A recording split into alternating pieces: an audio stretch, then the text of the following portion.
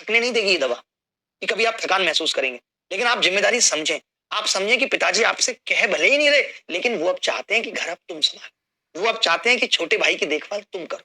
उन्होंने तुम्हें होलसेलर बना दिया। वो चाहते हैं कि अब बहन की शादी के बारे में तुम सोचो।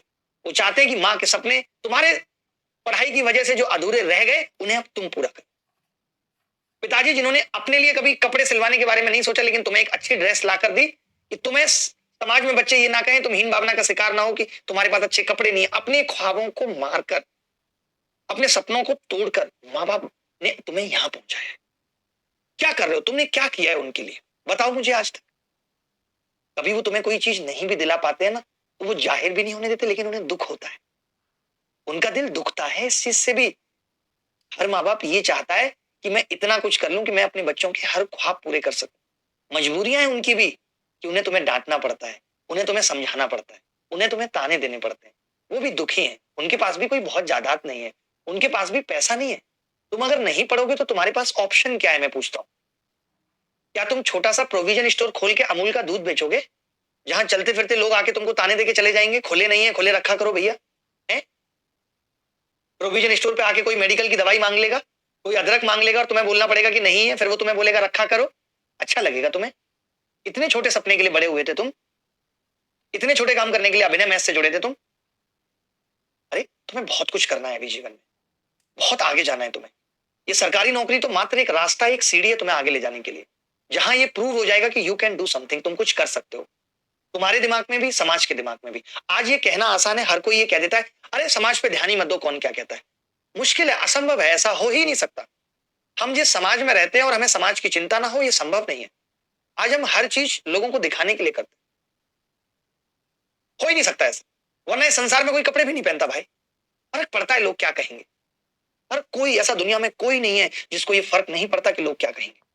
सबको फर्क पड़ता है, बट हर चीज की लिमिट है। जीवन में बैलेंस बनाना बहुत जरूरी है। भाई ऐसा ना हो हम सिर्फ लोगों की बातों से हर दिन डिमोटिवेट हो जाते हैं, किसी ने क्या कह दिया। तो हमें ऐसे लोगों से या खुद को लोगों से दूर रखने की जरूरत है। हम इस छोटी सी बात से डिमोटिवेट हो जाते हैं, मैंने फेसबुक पे फोटो डाली, 4 ही लाइक आए। आप, इसी को मैं कहता हूं कि false expectation from the life, जिंदगी से गलत उम्मीदें पालना। आप में से ऐसे बहुत बच्चे होंगे जिनके मॉक में भी 70-80 से ऊपर नंबर नहीं आ रहे, लेकिन फिर भी उन्होंने ये उम्मीद पाल रखी है, अरे सीजीएल तो हो जाएगा। कैसे हो जाएगा आपने सोचा? मैं हर दिन यही कहता हूं कि आज जाके ये देखना कि तुम्हारी तैयारी किस लेवल पे है, तुमने किस लेवल तक की तैयारी कर ली है। ये जानना जरूरी है, ये मूल्यांकन करना जरूरी है। अगर तुम ये नहीं करोगे तो पेपर के बाद रिजल्ट तुम्हें बताएगा कि तुम अभी किसी लायक नहीं हो। ये चीज अगर पहले ही पता लग जाए तो अच्छा है। घर में क्यों कहा जाता है कि माँ बहन हमें ये सिखा देती है कि महिलाओं को कैसे रेस्पेक्ट करना है, कितना रेस्पेक्ट करना है, ये हम घर से ही सीखते हैं। इसीलिए बाहर जब हम कोई गलती करते हैं तो लोग ये कह देते हैं, अरे इसको तो घर से संस्कार ही नहीं मिले, लगता है घर में माँ बहन नहीं। क्यों बोल देते हैं लोग? क्योंकि हमें अपने करेक्टर का मूल्यांकन वहीं करना चाहिए था कि मेरे बोलने का तरीका कैसा है, क्या मैं सही व्यवहार कर पाता हूं या नहीं, मेरी मानसिकता कैसी है। तो ऐसे ही जब तक आप अपना मूल्यांकन नहीं करोगे, हर दिन डे एनालिसिस नहीं करोगे कि जीवन में मैं जो कर रहा हूं वो मुझे वहां तक ले जाएगा या नहीं जहां मैं जाना चाहता हूं। गलत फहमी में बहुत सारे लोग हैं। मैं कहता हूं गलत फहमियों के सिलसिले इतने दिलचस्प हैं कि हर ईंट ये सोच रही है कि दीवार उसकी वजह से जिंदा। और आप में से भी बहुत सारे लोग गलत फहमियों के सिलसिले में, किसी ने हंस के बात कर दी, अब तो भाभी यही बनेगी मेरे दोस्त की। तो गलत फहमियों में मत जियो। जीवन की सच्चाई किसी और को तुम्हारे मालूम होना हो, तुम्हें जरूर मालूम होनी चाहिए।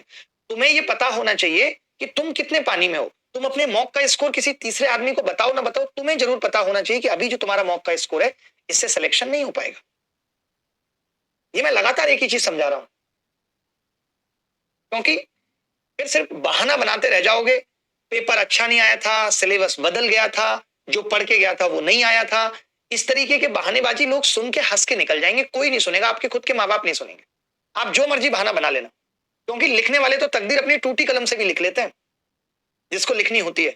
मेहनत, आत्मविश्वास, दृढ़ संकल्प से किस्मत लिखी जाती है, लिख के नहीं आती। कि भगवान ने तुम्हारा फोन भी बना दिया, अब उसके अंदर चिप भी डालेगा, मैसेज भी वही टाइप करेगा, नहीं। उसने बना के छोड़ दिया, अब अपडेशन से लेकर के हर चीज आपको करनी है।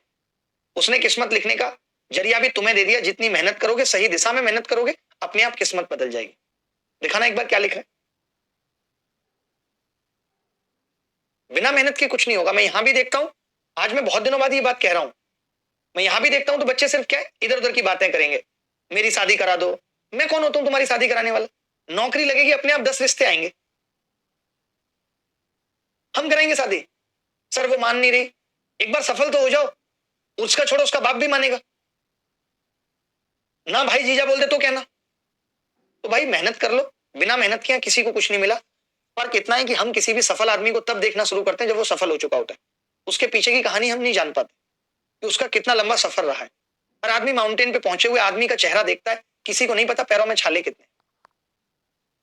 तो रिक्वेस्ट है हाथ जोड़ के कि मेहनत करो, अपने माँ बाप का सर ऊंचा करो, उनको भी गर्व हो कि उन्होंने एक अच्छा बच्चा पैदा किया। लोग उनको आके बोलें कि जी आपका बच्चा बहुत अच्छा है, कुछ ऐसा करो।